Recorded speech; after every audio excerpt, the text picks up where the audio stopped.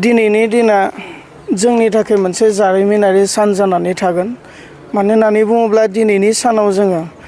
Alternative party of बड'लेण्डनि head अफिसखौ क'क्राझार जिल्लानि सिङाव थानाय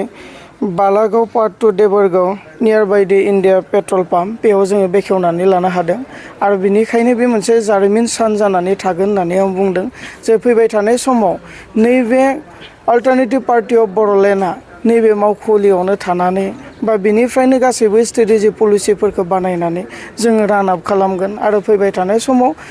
गोबां मानसिफ्रा दिनै जोंखौ नागिरनानै हाखा दावराव जानानै दङ बहा लोगो मोनगोन बहा ज' जानो मोनगोन आरो बोरै जाय माबायदि हाबाफारिनि गेजेरजों अल्टारनेटिभ पार्टी अफ बड'लेण्डआव जुगदान जानो मोनगोन बेबायदि गोबां मानसिफोरा हाफामुवा जानानै दङ जोंखौ नागिरबायनानै दङ दा बिनिखायनो दिनै मोनसे मोजां रादाब जे क'क्राझार जिल्लानि सिङावनो जोङो हेड अफिसखौ दिनै बेखेवनानै लानो हाबाय आरो बावैसो समफोरनि उनावनो जोङो प्रयटेकट' जिल्लाफ्राव जिल्ला मावख'खौ जोङो बेखेवगोन आरो प्रयटेकट' ब्लक कमिटिनि आन्दाराव जोङो ब्लक अफिसफोरखौबो लासै लासै जोङो बेखेवलांबाय थागोन APB राजखान्थि हान्जा दानाया 2 मास जालांबाय बे 2 मासाव नोंथांमोना मावख' गैयालाबानो BTR हालामनि गोबां जायगायाव मेल मिटिं खुंनाय नुबोदों दा बेबायदियावहाय रायजो राजानि माबायदि रेसपन्स मोनो नोंथांमोना रायजो राजानि अनसायनाया दङ गोबां दिनै रायजो राजाया मोनसे बिकल्पखौ नागिरनानै दङमोन गोबां रायजो राजाफ्रा गिदिर मोनसे आखा लानानै गिदिर मोनसे थांखि लानानै बा गिदिर मोनसे बेक्तिगत भाबै आखा लानानै सोरबाया BPFखौ सापर्ट खालामबोदोंमोन सोरबाया UPPLखौ सापर्ट खालामबोदोंमोन नाथाय थांनाय नैबे 22 बोसोराव बे मोननै पलिटिकेल पार्टिनिफ्राय गोसो सिंनि जि मानसिफोरनि रायजो राजानि जि आखा आरो मिजिं आरो जि सिमां बे सिमांखौ जाफुंहोनो हायैनि थाखाय दिनै रायजो राजाफ्रा बिकल्प नागिरनानै दङमोन दिनै बेयावहा बारग' एनडिएफबिनि दैदेननायाव मावसोमनायाव बावसोमनायाव जे थांनाय एप्रिल दाननि 2 तारिखआव जों अल्टारनेटिभ पार्टी अफ बड'लेण्डखौ दानानै होदों रायजोनि थाखाय दिनै बिनिखायनो रायजो राजाफ्रा लोब लोब फैदों आरो अनसायफैदों मानोना मोनसे बाथ्राखौ जोङो बुंगासिनो दङ जाय मोनसे थुबुर सुबुं अनजिमाहा जारिमिन थायो जायहानिखि जेंना थायो आरो जायहानिखि सिमां थायो बेयावनो पार्टिबो जोनोम मोनो दिनै जोंहा जारिमिन दङ 34 बोसोर आखायाव हाथियार लानानै संग्राम खालामबोनायनि जारिमिन दङ दिनै जोंहा जेंना दङ गोथाङै जेंना दिनै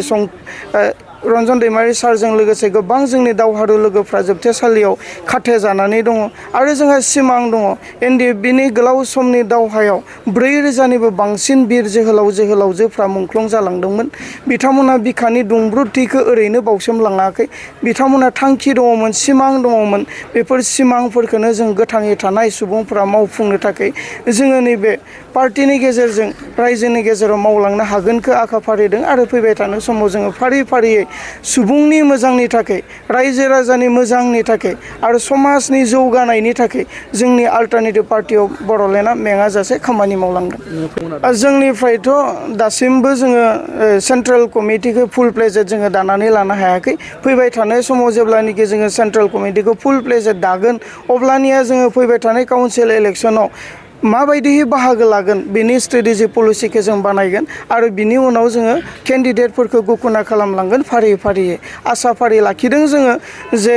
माब्रैबा जोङो मेजिक नाम्बार मोननानै सरकार दानो हागोन बेबायदिनो नोजोर बोनानै जोङो केन्डिडेटफोरखौ होलांगोन दिनै मोनसे पार्टिया अबेबा समस्थियाव केन्डिडेट होनाय नङा बेथ' जानोनो हाया जे फैबाय थानाय समाव जों बेफोरखौ माबायदियै केन्डिडेटफोरखौ फोसावनाय जायो आरो माबायदि स्ट्रेटेजि पलिसिफोरजों जोङो मावफुंलांनो हायो बेफोरखौ जोङो नोजोर बोनानै खामानि मावलांगोन आरो केन्डिडेटफोरखौ जों फोसावलांगोन आरो दिनै जोङो रायजो राजानि अनसायनायखौ ओरैबायदि मोन्दों नांगौनिबो बांसिन जोङो रायजो राजानि अनसायनायखौ मोन्दों जोंहा दिनै थाखा फैसा गैया जानो हागौ नाथाय रायजोआनो जोंनि सम्पति जानानै ओंखारदों रायजोआ जोंखौ सहाय खालामदों आरो रायजोनि सहायजोंनो जोङो फैबाय थानाय समाव अल्टारनेटिभ पार्टी अफ बड'लेण्डआ गोथार सिमांखौ लानानै सरकार दागोन जोङो साबायखर बावो स्टेट गभर्नमेन्ट आरो सेन्ट्रेल गभर्नमेन्टखौ जोङो साबायखर बावो थांनाय बोसोरनिफ्रायनो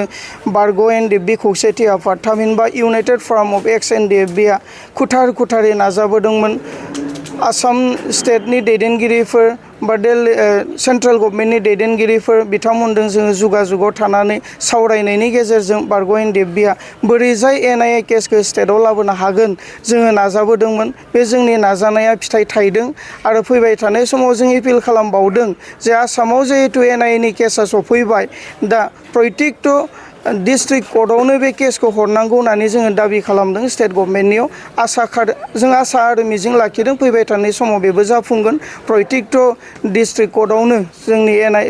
जोंनि NDB फोरनि केसफोरा सफैजोबगोनखौ जों आखा-फारि लाखिदों आरो बेनिखायनो जोंनि मावनाय आरो जोंनि दाबिखौ आसाम सरकार आरो भारत सरकारा नाजावनानै खामानि मावनायनि थाखाय बारग'यन देबिनि जानानै आरो अल्टारनेटिभ पार्टि अफ बड'लेण्डनि जानानै गोसो गोरबोजों जोङो साबायखर बावहरो। रन्जन दैमारिनि जिथु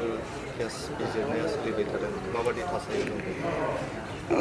रन्जन दैमारि सारनि बिजिरनाया दायो स्टप जानानै दङ, सोलिबाय थायाखै। थांनाय डिसेम्बर दाननि 18 तारिखआव लास्ट मोनसे बेल हियारिंखौ मोनदोंमोन। सुप्रिम कर्टआव मोनसे नियम थायो जायखौ बेल हियारिं खालामो बेखौ 6 मान्थनि उनावसो आरो हियारिंआव लाबोफिननो हायो। दिनै बिनिखायनो 6 मान्थ जायाखै, जोंहा थांनाय डिसेम्बरनि 18 तारिखआवसो बेल हियारिंखौ मोनसे जोङो डेट मोनदोंमोन। जों फेलियर जादों, जों रिजेक्ट खालामजादों, थेवब्लाबो जों जेननाय गैया। फैबाय थानाय समाव 6 मान्थनि उनाव हयथ' सारनि केसखौ जों आरोबाव फाइलखौ खुलिनो हागोन सुप्रिम कर्टआव।